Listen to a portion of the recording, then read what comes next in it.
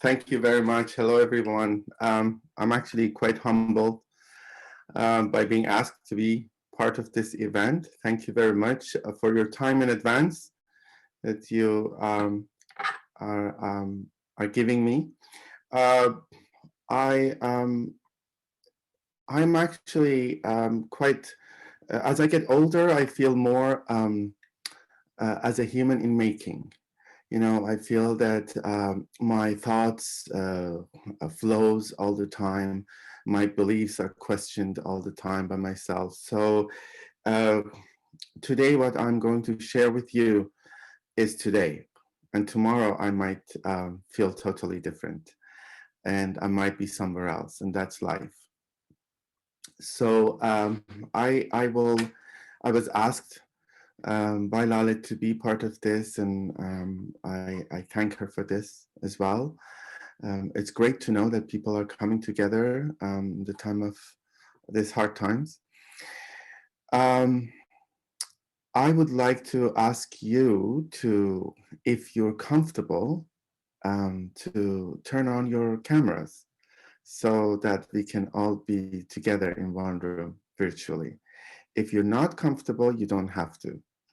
Because if it was me, I might have not turned on my camera, but if you feel comfortable, please turn them on so we can see each other. Hello. Uh, so I think that it's very important for me to find my place. I was working in academia for about 14 years at York, and in the dance department and culture studies, and I had my share of academia, but I decided to kind of depart and find my place because I felt that the academic language cannot really do justice as is, do justice to what I want to share or I want to explore, and also the creative world also feels a little too busy with the awe factor. So I just wanted to find my own place in life. So I am not claiming to be an academic or an artist. For me, art is not a profession, it's a way of life, because obviously we're not making money out of this, other than if we're, you know, somewhere that we have a lot of students to pay to come and teach, learn from us. But other than that, really, it's a way of life. It's a choice you make. Um, and living in a capitalist system, we've been forced to believe that we are a professional entity, and we were forced to register ourselves as a non-for-profit organization or a collective or a dance company. But in reality, those are all very dysfunctional, and they're realizing it slowly, the art councils. Today, what I wanted to talk about are many things. I actually don't want to limit myself to one thing. I like to be a migrating bird, start from one place and jump into another place, right? Um, that's why I am going to start with the topic that we had about legacy, and is this legacy is to control or to enable? Um, I look at life as experience. So my life is about my experiences, the moments that I live, and those experiences are quite nomadic. It's flowing. They never stay in the same moment, in the same place. So the time and space are always changing. But also, the system that we're living in right now in the world is quite resistant to that. I mean, historically, men human has been trying to resist time and space, you know, building castles that are very strong and looking for elixir and cure that make you live longer. Um, the effort that we have put to find things to live longer, it's much more than the effort we put into live with a better quality, have a better quality of life than the quantity of it. Um, Legacy is I don't know, for everybody, legacy can mean different things. For me, means what the person, what stays after somebody dies. You know, when after I die, what happens? What kind of traces I leave? And also, I live back stories. Like my grandmother, she left me with her. She left me with her stories, and what I do with those stories, it's up to me, right? A lot of people try to relive that story and preserve that story and stop the time as if the grandmother hasn't died. And some people decide to do something with those stories, move forward, and build their own stories on top of that, stories that they've been inherited. Um, if we believe in the nomadicness of life, if we believe that life flows, then legacy is not leaving a stamp. You know, it's not like living a legacy. It's about leaving a trace. And you know the difference between trace and a stamp. Trace is changeable. Trace is a trace. You either recognize it or not. You either build on it or not.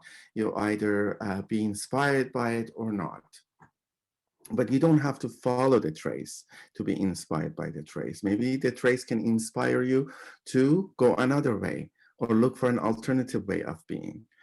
So when you're looking for leaving legacy as a tradition, that means you're stopping people of the future or the contemporary people that live with you from making decisions. But if you leave a trace, you don't try to make a solid structure or rules for people to follow, then those people have you enable them, you allow them to make their own decision. So it's all about the intention that you have within about legacy.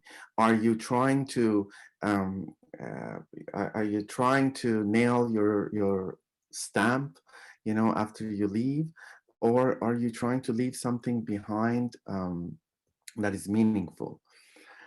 I think that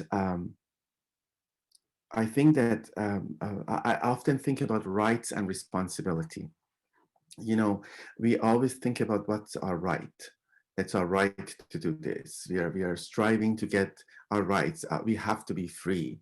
It's our right to be free. We are equal. It's our right to be equal. But what about responsibility? Do we ever talk as much about responsibility side by side with rights?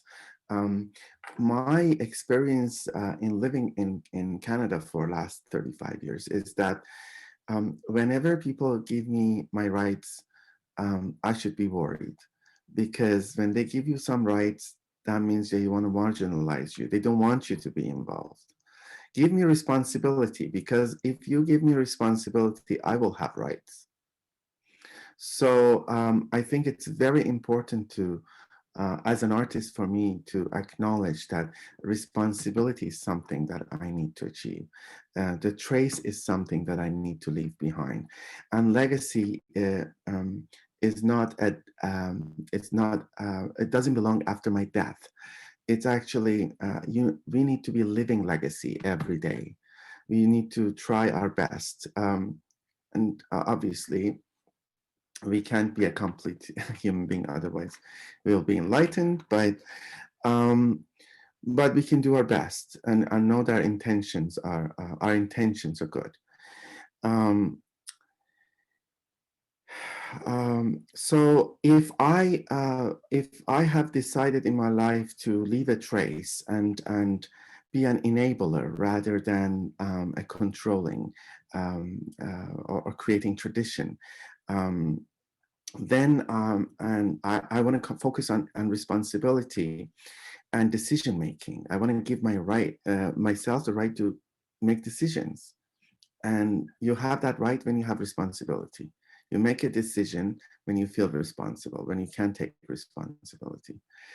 And then, like that epic of Arash Kamandir, and everybody everybody's so proud of it. A lot of people take pride on that story.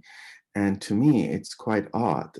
I don't mean to um, uh, disregard the literary value of anything. But in my opinion, everybody's sitting for one person to take all the responsibility to save their land is the story of our life. We've been always waiting to find somebody who can come and save us. And God forbid, if they cannot save us, then they're doomed. So by that, we're taking responsibility off of our own shoulders. And then we don't have the right to make decisions. And then we don't have freedom. And then we are going to complain about, oh my God, this system doesn't let me be free. So I personally think that freedom starts very much in your body, and then it comes out to the environment around you, in your brain, in your mind. Um, I noticed that in my own community, um, a lot of times I notice that people don't have personal democracy. They don't give each other the right to feel different and talk different. And yet they want freedom, and they call themselves activists, and they're working towards democracy. Then how can you do that? If you don't have personal democracy, how can you ask your neighborhood, your city, your country, your world to have that? So these are the thoughts that are in my head, even when I go to the studio to work with my dancers. These are the things that I talk to them about this. And then I I give you an example that how that translates into my dance class. So I divide the body into four different characteristics. And the natural body that we have, the disciplined or trained body, that this disciplined and trained body in dance can be like ballet or Azerbaijani or all these type of dances, or it can be what the parents have told you, the society have told you. For example, the way people like ladies will sit. I remember when I was a kid, there was like, oh my God, if my cousin, I had a tomboy cousin, her name was Seville. And if Seville would sit comfortably the way she would sit normally, she'll get a slap. She was like, she had to be very proper in the way they sit, because a woman sits in a different way. That's a disciplined body. That's not a natural body. So then we have a mimicking body, the body that mimics others. And so the mimicking body also we have with the children. A lot of children, we mimic our parents, or we sit like our parents or not. Sometimes we inherited that in our genes, but a lot of times we just mimic. And also, like, let's talk about Azerbaijani dance, right? Because that's something I think a lot. It is a lot of mimicking body there. And so we'll come back to this concept of the characteristics of body. And the last one is a reacting body, the body that makes decisions, the body that is responsible. Not that the other ones are not responsible. So all four characters need to be in one place like a continuum in order for you to function well. So for the process of learning, or nowadays we call it unlearning, and unlearning is much more relevant these days, is that you need to recognize these different characters within you. Sometimes you're more strong in one and less strong in others. So some of my students, they say, I just cannot follow structure. Well, the disciplined body is not working, or I cannot follow you because the way I have been teaching since the beginning, I started, I dance in the front, you stand in the back, and you have to come with me. I'm not gonna break it down. I dance, you come. And usually I tell them, just imagine it's my birthday and you love me very much and you had a couple of glasses of Diet Coke and you feel good. And now, you're in the middle and dancing with me. So the mimicking body for me was important. But some people don't have that. Some people don't have that um, adapting body ability. Some people don't. Their body doesn't get trained, easily, or it's not adaptable. Some people don't make decisions with their body. They do what has they have learned, and they sit and walk, and they don't really change. With me, when uh, with my body, I consider talking as part of my body too, hearing and seeing also as my part of my body.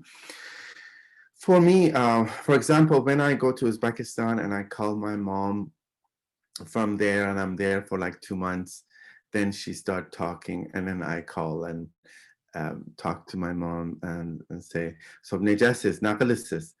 And she's like, what are you talking about? What are you saying?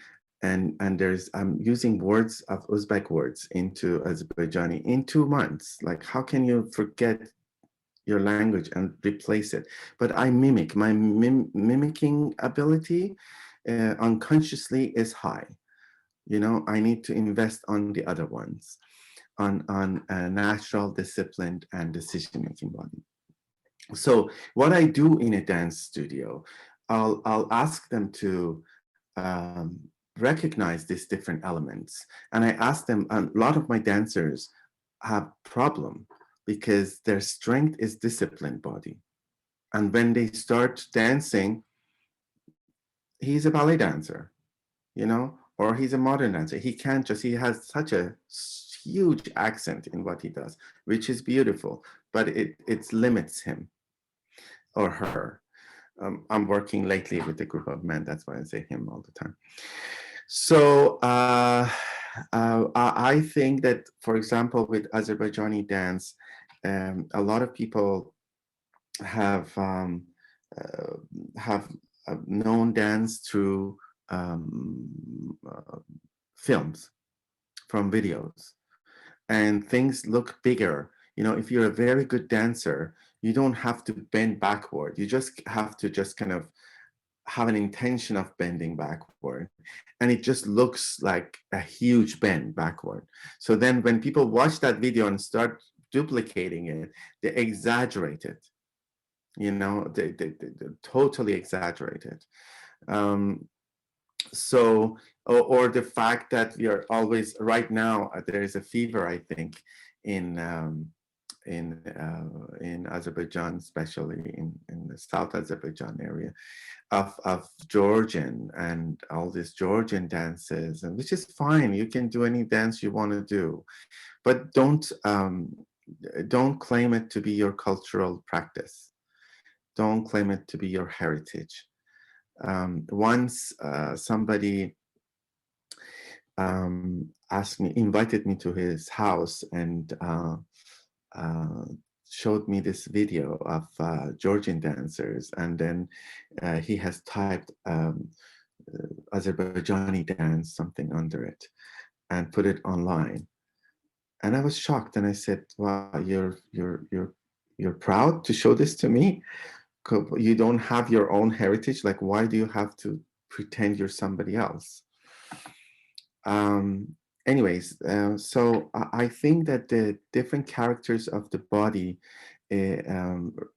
is also applicable to different characters of your emotion.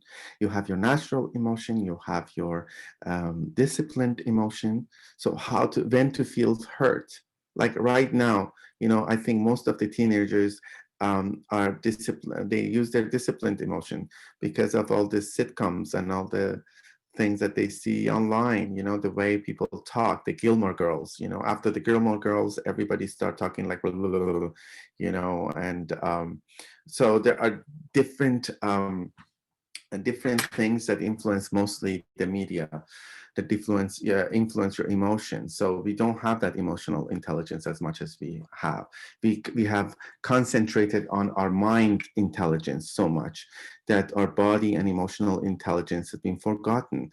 We have thought about anthropology, and we have thought about research, and we have invested in them in the area of the mind history, mind anthropology. But how about the emotional history? How about the body history? Because a history is complete when you have all three channels that you employ all your faculties. So an experience that human does is done through three channels: your body, your emotions, and your mind. Now, if it's through your emotions, that history or that memory it comes out as melody, as folk tunes. That's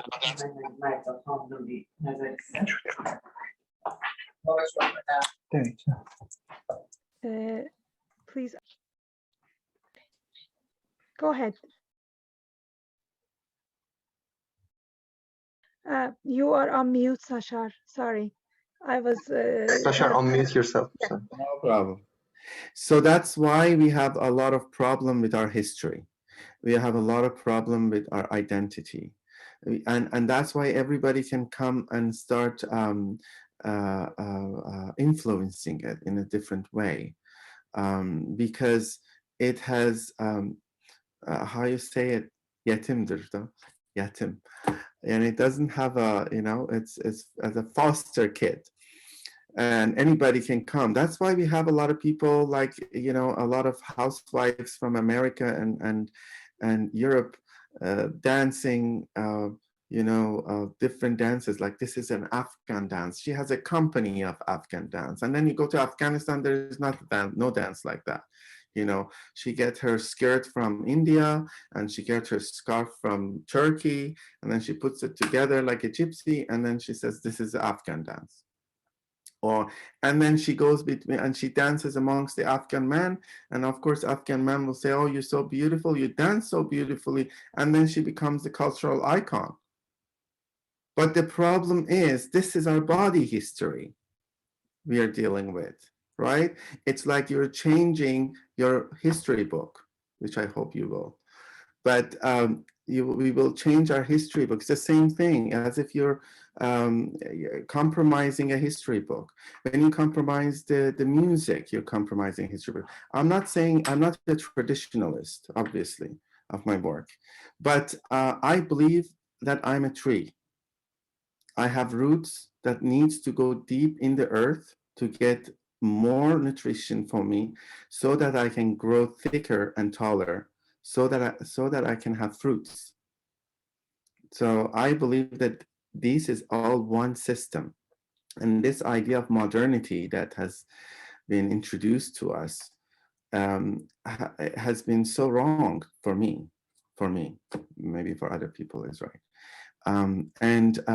This idea of modernity has been, like, for example, when I was in Morocco, I worked in Morocco for a long time, and Moroccans, they speak French, not English, and a lot of them speak French, and all the intellectuals speak French. So I tell you that most of the intellectuals I saw, they had these characteristics. They spoke French, not Darija or Arabic that they do, their dialect of Arabic. They drink, and they don't believe in God or Islam at all. And these are the main characteristics of these people. As if, like, to be intellectual, you just have to have this, nothing else. You just have to reject everything that is out there, and toss the baby with its bath water. So I think that we suffer from the same thing in many of similar cultures that way. Anyways, I come back to dance. Um, this is an old story. I don't want to bore you with this, but I just give you a very brief version. I was born into an immigrant Azerbaijani family in Tehran. My parents, my father's family, they came from Ashgabat. But my father's father origin was from, and please, if you're from Tabriz, don't laugh at me, it's from Uskü. In over there, because in Tabriz, whenever I said my grandfather is from Uskü, everybody laughed. They said, "Have you heard the jokes?" So yeah, so it's very mixed, and they were sent to Ashgabat, and from Ashgabat they came from Buchan to Mashhad and then Tehran. And my mother family, they came from Ganja area, but also she has roots in Zanjan and Hamadan. And so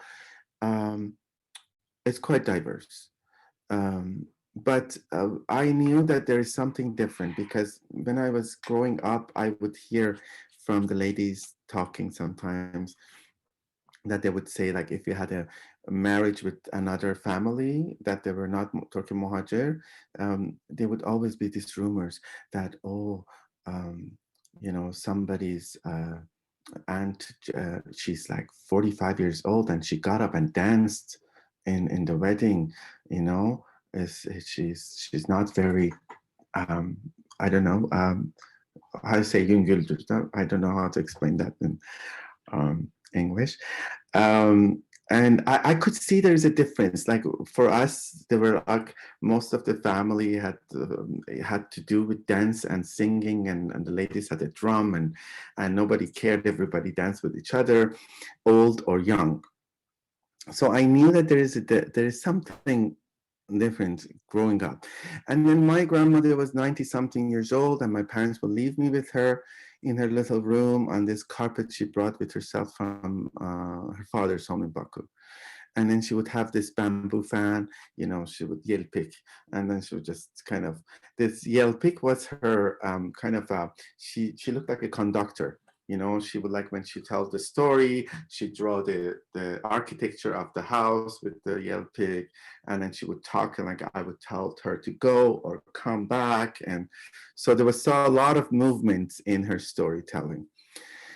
But also from the moment that we sat there with her, everybody left. In our private, she started transforming that little carpet and that little room to her father's home in Baku. And she would say, oh, the weddings were like that. My sister Sharabane will come like in the during the Ramadan, we will make the iftar, and then between the hours after like 4 o'clock till iftar, we will sit in the balcony and dance and sing.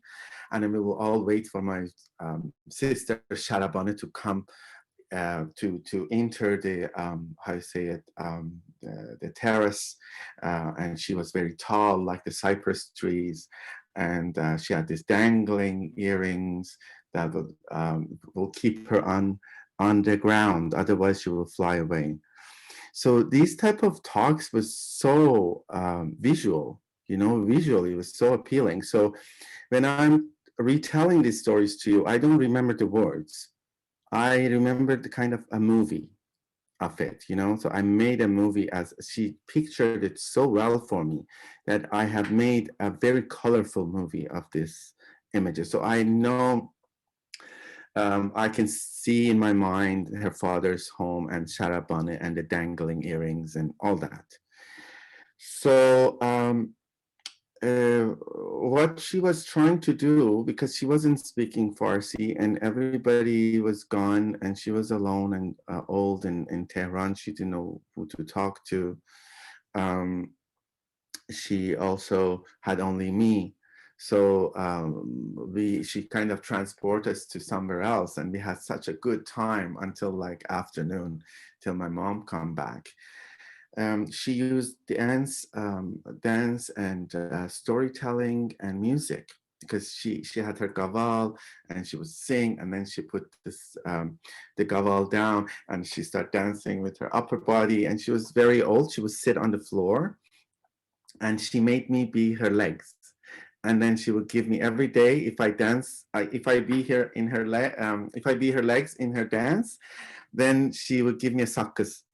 You know, the old white suckers, they smelled very strange and they had no taste, but I was dying to be paid. So I tell my friends a lot that as a dancer, I used to make much more when I was a child. Actually, they would pay me for dancing. And then when I got older, they stopped paying.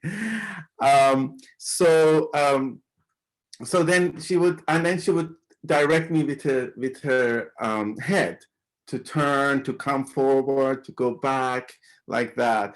And then she would also sing, like she would sing, Dişlerin incidendir, dördendir incidendir. Yani means turn now, right? And then she would just go like her ears, her külliye, you know, the one, I don't know what is it called, this one, whatever. And then she would like, you do this, and she would do things like that. She would do the eye thing. And so I was introduced to dance, storytelling, and music as one thing. As a child, I was introduced to this. And also as something that transforms you, transports you, you know, from the place you are. So later on, I was 10 when she passed away. And then after she passed away, I had my own journey of changing religions every day. And I became Catholic because they used to show this black and white movie called The Voice of Bernadette Soubirous in Iran. And that was one of the only movies they used to show all the time. And it was the woman in Italy. I don't know if anybody have seen that movie. That she sees the Immaculate Conception, and they used to show it all the time. So when I saw that, I became Catholic. So I took two pieces of wood, and then I made a cross, and then and the children in the neighborhood, they were all worried. They were waiting to see what I'm going to do next. And then it's like, oh, Sashar, can we, what are you doing? I said, I can't talk to you because I'm Catholic, you're Muslim. And then they would say, can we please be Catholic? And I said, well, no, you can't just be Catholic. No. And they will beg and beg. So I put a bowl of water and rose water. And then I don't know, it was a tassel from I think a tassel from our curtain. You know, those big tassels around, one of those. So I could do this with it. So I put that in the water and I splash it in their face. And then I would say, in the name of Father, Son, and Holy Spirit, whatever I learned from that movie. You are a Christian and I call you Maryam. So I knew that I didn't know many Christian names, right? I knew Maryam, Bernadette, and I knew Tamara. We had a family that she was Georgian and her name was Tamara. So, and there were 9 people. And so I called them Maryam 1, Maryam 2, Maryam 3, Tamara 1, Tamara 2, Tamara 3, and then I converted them. The next day, I heard that there was a mother in front of our house talking to my mom, very concerned. And my mom was saying, oh, they are kids. They're just playing, you know? And the woman was saying to my mom, no, they're not just playing. He has brainwashed her. And they're like, how old we were? Like 10, maybe 9. And says, I'm calling my daughter, Shada. And she says, she's not answering me. I say, why aren't you answering me? And she says, well, because my name is Maria too. So, in the childhood, that happened. Because also I think I lost my way after she died. I lost my way because when she was there, I belonged to this place, you know, called Baku. In '93, when I went to Baku from Canada for the first time, I was depressed for a few months because it didn't exist. The place I belonged didn't exist. Well, obviously, because it was a fairy tale, right? It would never exist, something like that. But then I realized the traces of it are there. Um, but I inherited her hand drum, and I took her hand drum to Canada, and I used to miss the first semester, the first class of my high school all the time because I wanted all my roommates to leave so I can sing with that drum, because I was shy to sing because young people thought I'm crazy. You know, my age people thought I'm crazy holding this drum and singing with that voice of a grandmother, you know, ay ölürem ay felek gel üstüme, yandım ey gel üstüme. Like what, you know, 18-year-old boy will stand and sit, like, you know, sings those type of things. So I was shy to sing it in front of anybody. So I would let them to leave and I would sing it. But I think what was I doing was, because I didn't have a family here when I came here, I was trying to transform that room to the way she did, you know, with the power of that thing. And then I would imagine people are there and we have a party and somebody's dancing, somebody's singing, we're talking to each other. I was quite crazy. I'm still crazy, but I don't regret any of it. But the time came for me to realize that I need to leave that carpet. The time came to me to leave that carpet and face the reality. I'm here. What I did for many years in Canada is I went to Baku, I learned dance, and I came back here. I started a dance group here called Joshkun in honor of my teacher in Baku. And whatever I learned was from him. I still draw from what he has given me. And so I started till 97, 98. I had a great group here. I mean, there were teenagers when I started with them, and they were good. And then they started getting married or going to school or stuff. So things just disappeared. And then finally, a lot of things happened, and you know how the community is. So I just left. And I realized that I am once more in the same place that I was at when I was 10, when my grandmother died. You know, I was as alone. I created another world for myself with these kids. I made costumes for them. I tried to recreate that utopia, you know, that I thought I'm part of. But really thinking that nobody's wearing those costumes anymore. Nobody's doing those dances in real life, other than people who are in the cities. I mean, back then, you know. But it's not a living culture; it's an archival culture we're talking about. So so what I did is I mourned. I mourned for a lot, and I didn't dance for a year.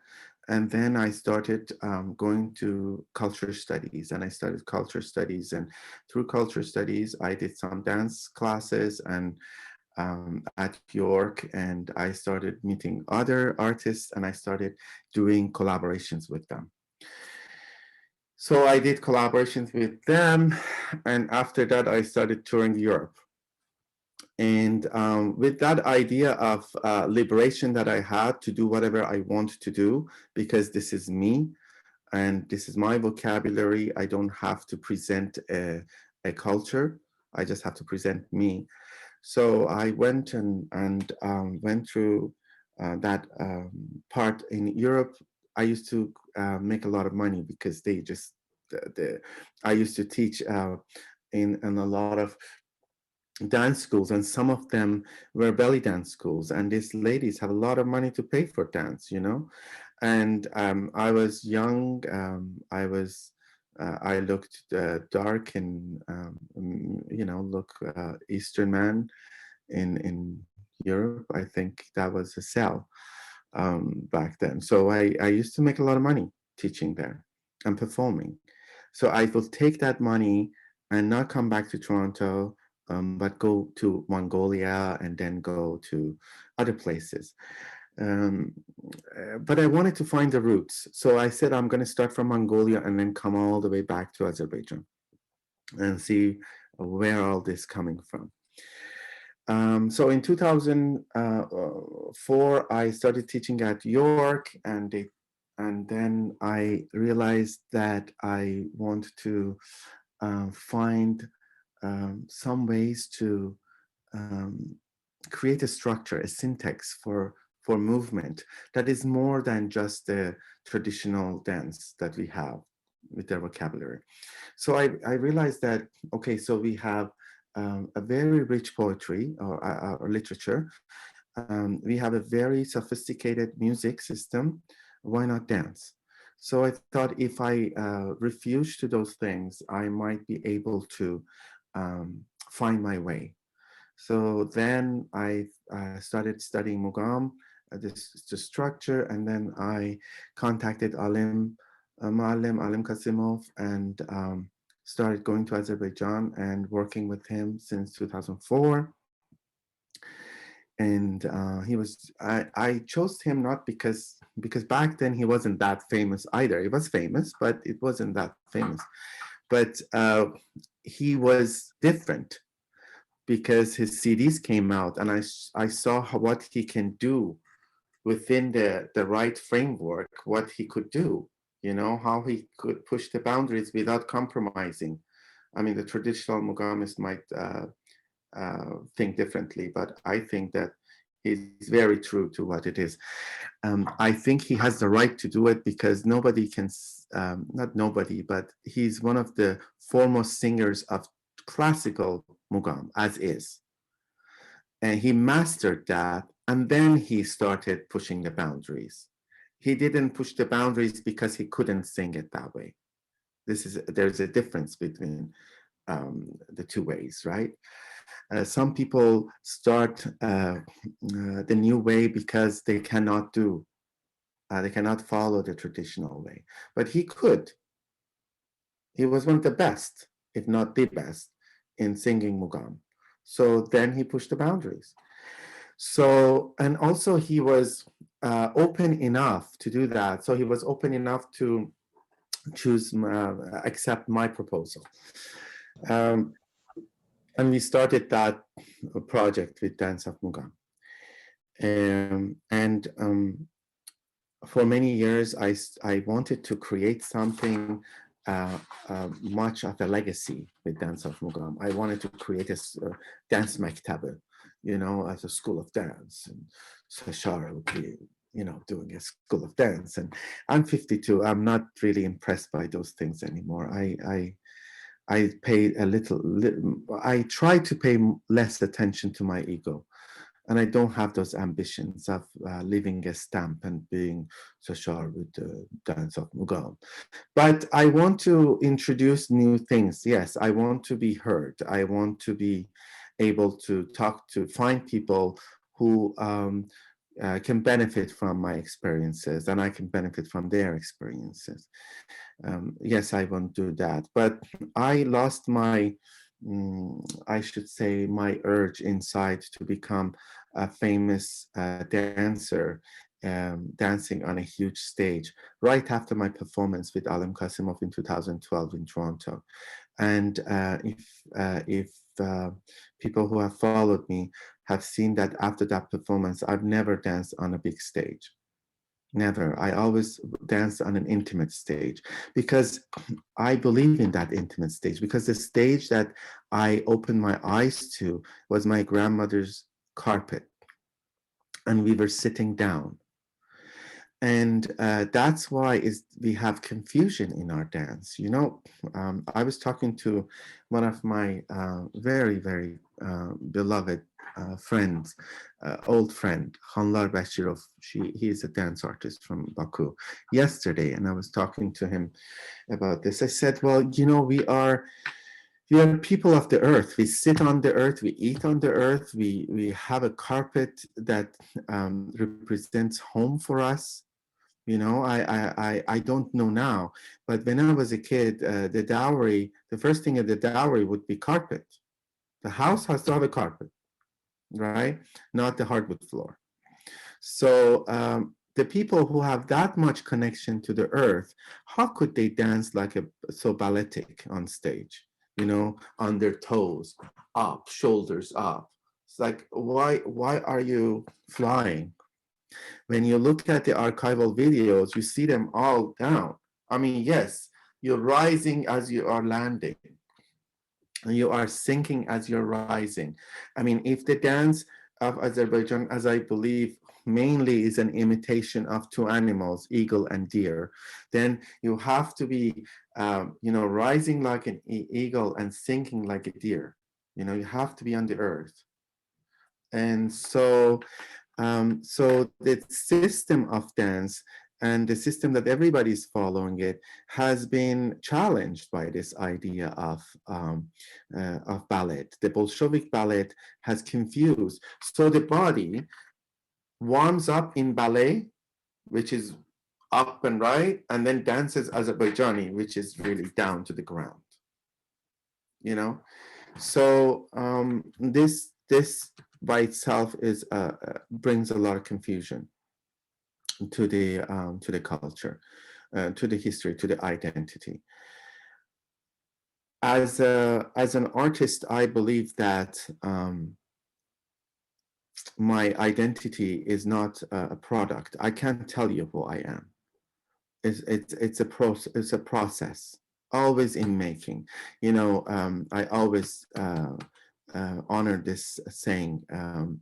Is a Kyrgyz saying, "Akan suda aram yok," means "Akan suda haram yok," means in running water there's no impurity, right? It's haram. It's not haram. So it's healthy. Running waters are healthy. So anything in my life that is not a running water, I try to make it a running water. And I also try to emphasize to people that today I believe this way, and tomorrow I might believe differently. Today I recall past this way. Tomorrow I might recall it differently, you know? And that's why I believe in the idea of memory studies or living stories. The idea of memory study is that you dig into your memory to understand the experiences you had before, because a lot of times we have limited access to that record, the memory that is recorded in our body, mind, and emotions.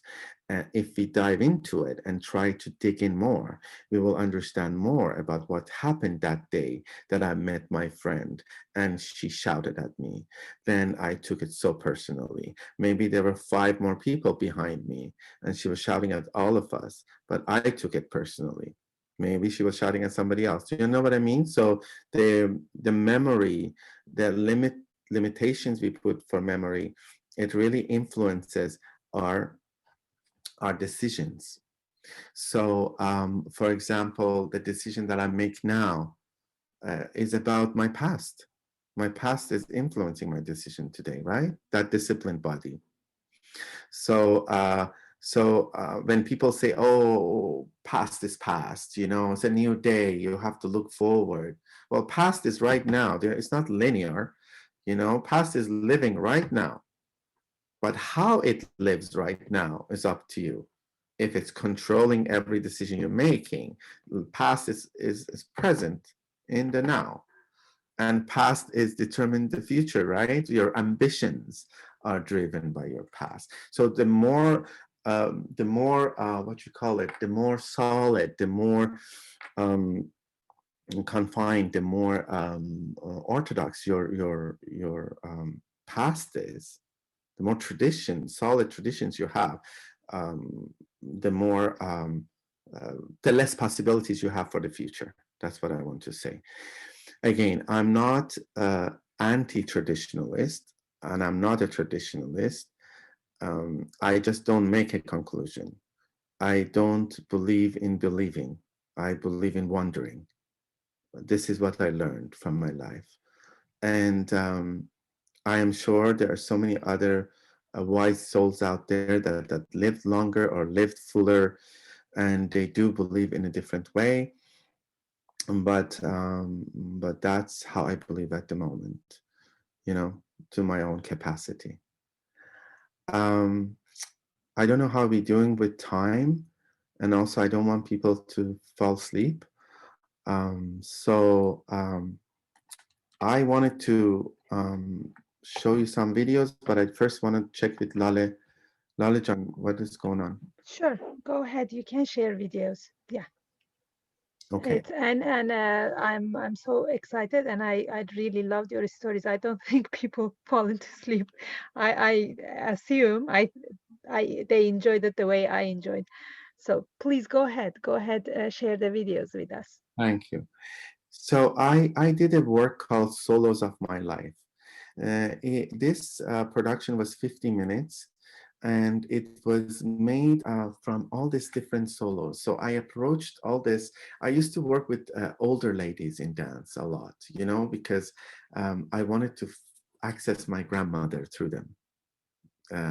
So um, I I did different stories. I had a cousin that she was 4 years older than me, and when I was like 8 years old, I was in love with her and thought I'm going to marry her. And then I came to Canada and then went to Iran and saw her after 20 something years. And then when I came back, I heard that she passed away. Very tragic way, but anyhow, so that story is there. There's so many stories of you know, all the turmoil, you know, and good times and bad times in my childhood and memories. And I made different. Every story that was so important to me became one solo, and then I brought all these people and put them on in one place, and I asked them one day. I said, "Can you start all together?" And they start all together. It was wonderful. It was my life. I could see myself there because I'm made of all those experiences, all those stories. You know, I am um, I am the person. I am the person in you know, who lived in Baku.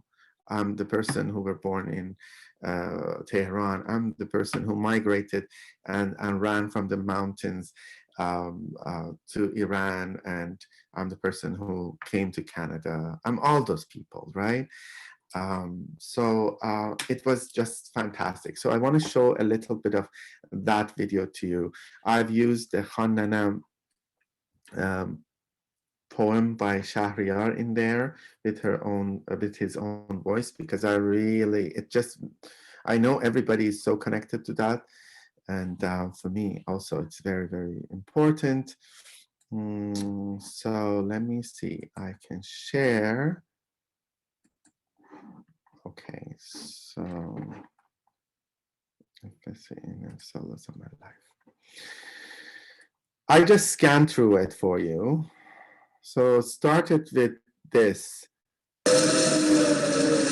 Can you hear it? Okay.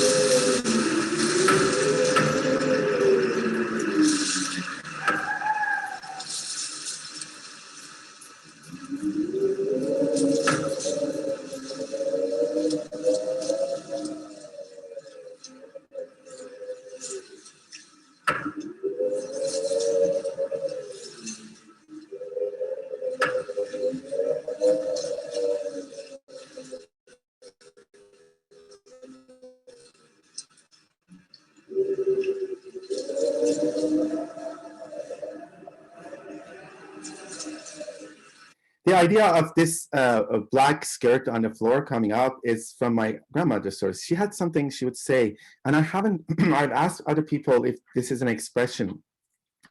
I don't know if it is. If you guys know about this expression, please let me know. She would say, "Galat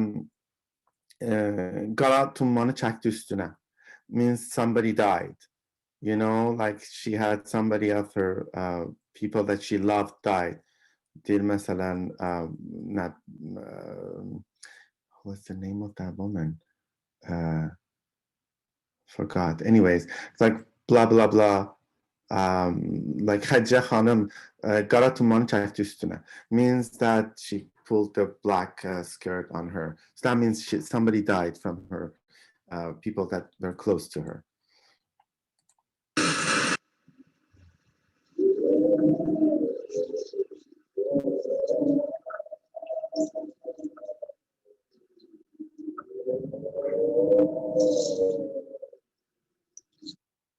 And then I move it forward. So I have different characters. I have, this is my grandmother flag, and they change characters. And this lady over here is represents me as a child. And there's another lady that represents the my cousin.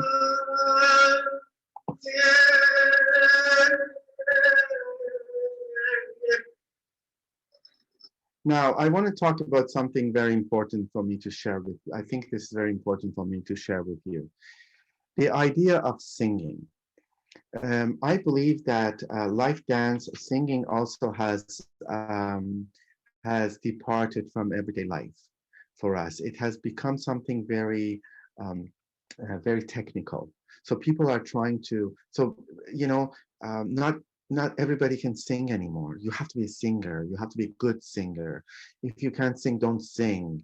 And there, you know, people are always amazed by somebody who can just, you know, change from one mukam to another. Oh, gördün ne oldu orada? Gördün neynadı? It's like, okay, neynadı? Like, what have I done? I don't understand. So what is it so important? It's a technique, you know.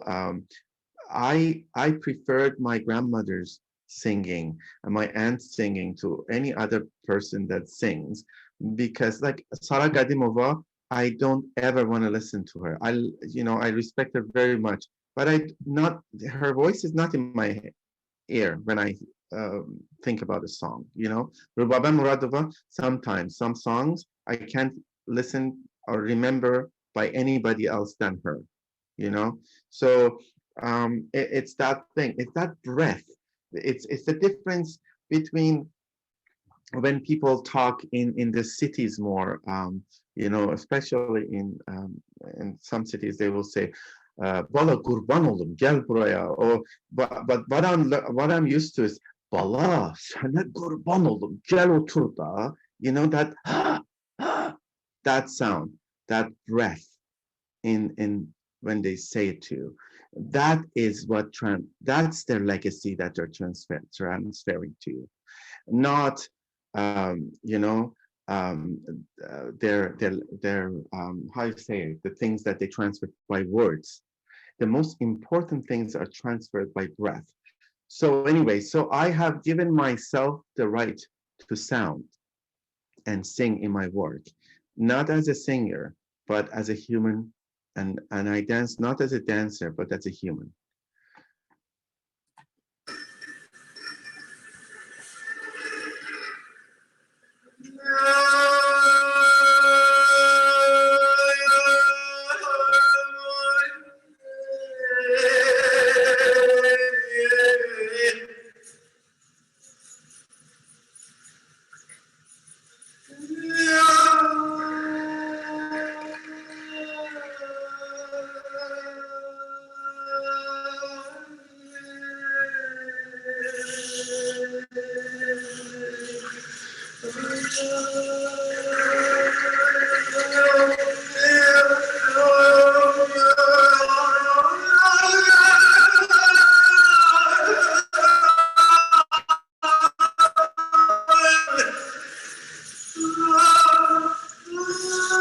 So when I was a child, I remember that they had always, my aunt who lived in Mashhad, she used to still live in her old house that she bought when she moved to Iran.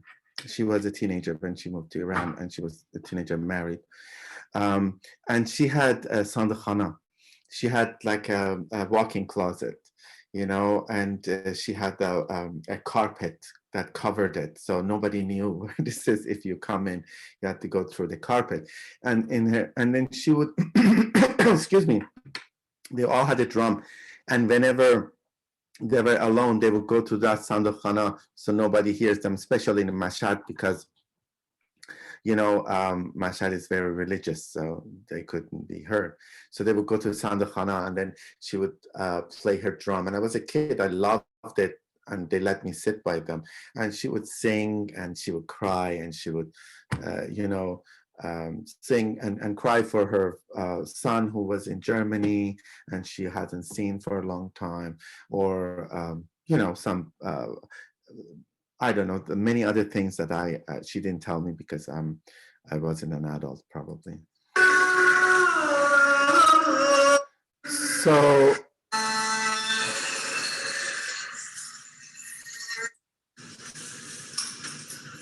I want to take you to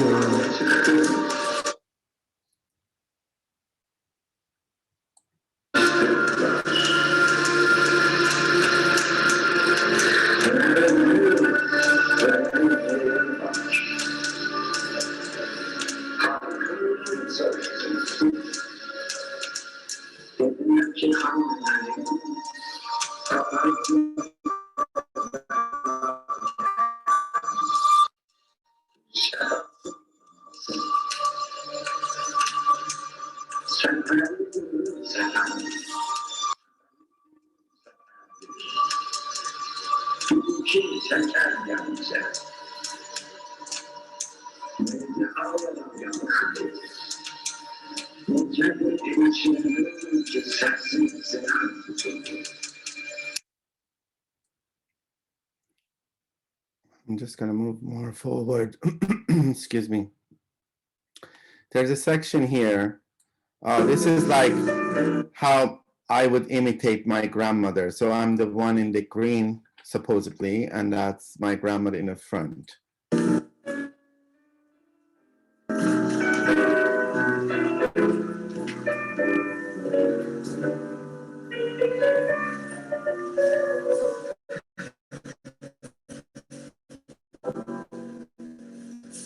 And then there's this section that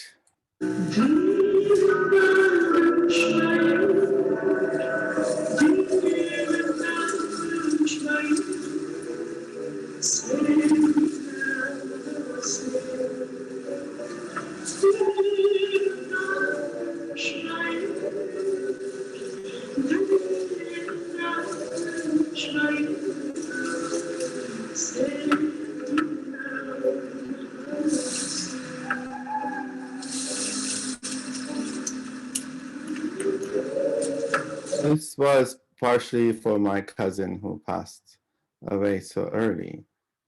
And I'm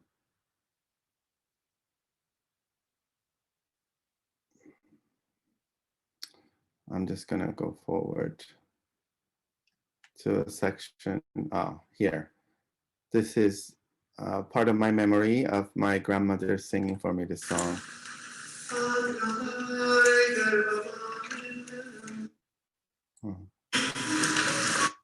Sorry, 1 second.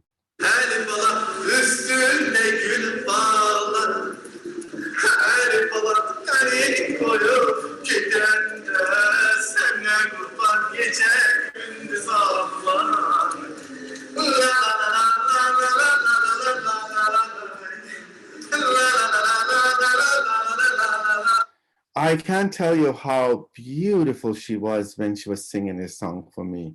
I mean, I think maybe because I was a child, she wasn't shy because there was nobody there. So the things she would do for her eyes and I could feel her emotions, you know.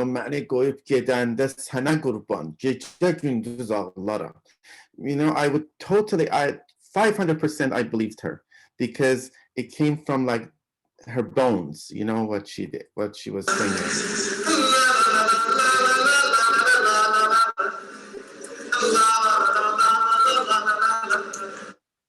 So then there's this section of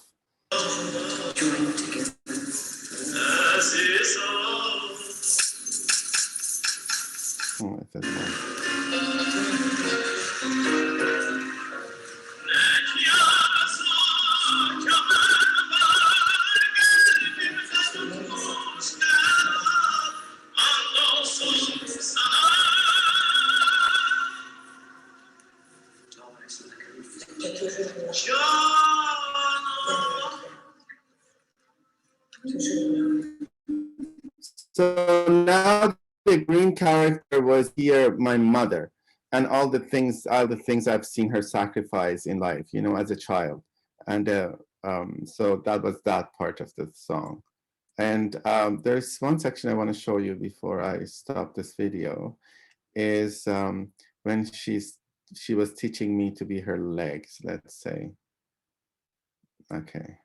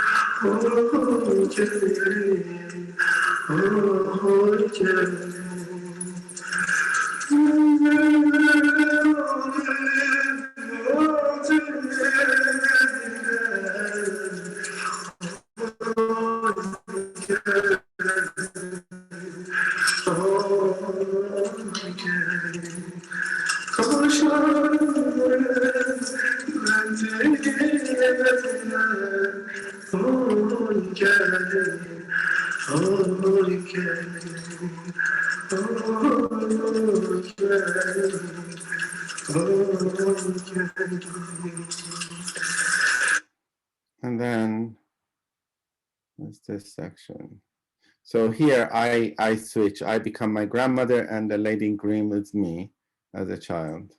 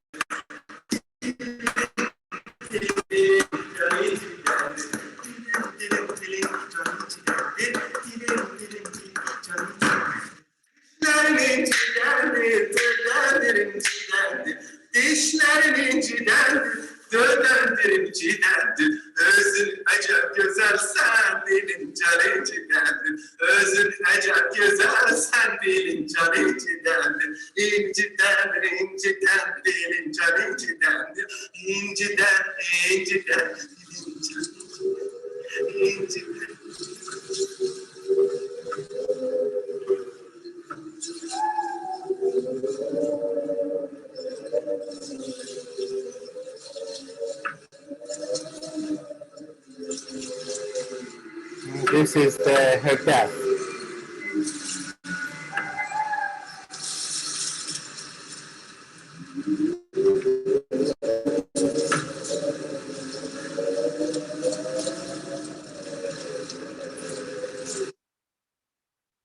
Actually, here I just torn my meniscus tear a week before this performance, so I had like cast on.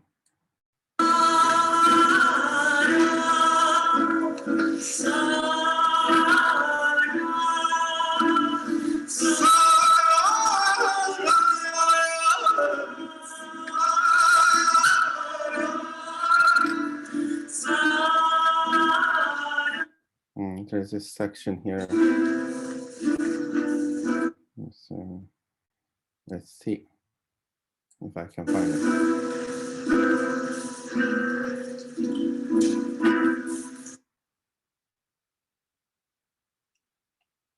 This is about my cousin too that passed away.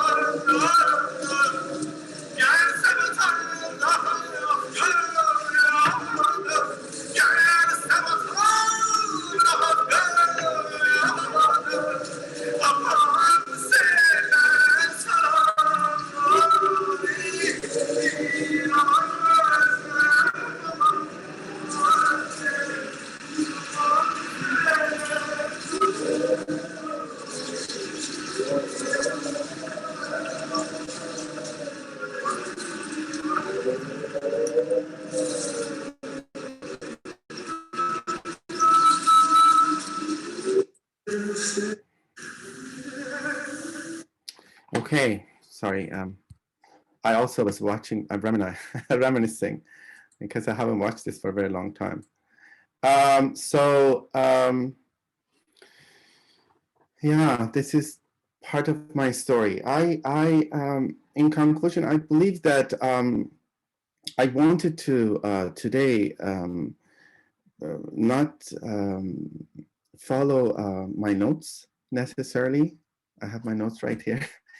But I wanted to follow a human way of communicating orally, like the oral tradition, because the oral tradition has given me so much. And as I get older, I realize how important and rich it is, and how much we have compromised that in the name of modernity, in the name of science, in the name of advancement. We have made things so difficult and so uncomfortable and so unreachable. So I think that simple words with simple breath will do the work. We don't really need to go farther than that to understand where we come from. Because for me, this is where I come from. You know, that sentiment. You have to be near me. I can't be on a big stage. I don't want audience to sit there and audit me. I want witnesses, you know, the same way I did to my grandmother, or people did in the old times when people danced in the events. Not making stage out of our living rooms, you know, because a stage is to express. But I don't think as human beings we are here to express. We are here to live, experience mindfully to the fullest, you know, and be generous enough to let other people you know, see our experience or share our experience with other people. But that's not an expression. It's sharing your experience with other people. So as an artist, when they say, oh, it's my artistic expression, I can't deal with that anymore, because I don't have an artistic expression. I have a life, you know, it is interesting for me, and then I share it with others, you know, and hopefully they find it interesting and they don't feel like they're wasted their time. Thank you very much.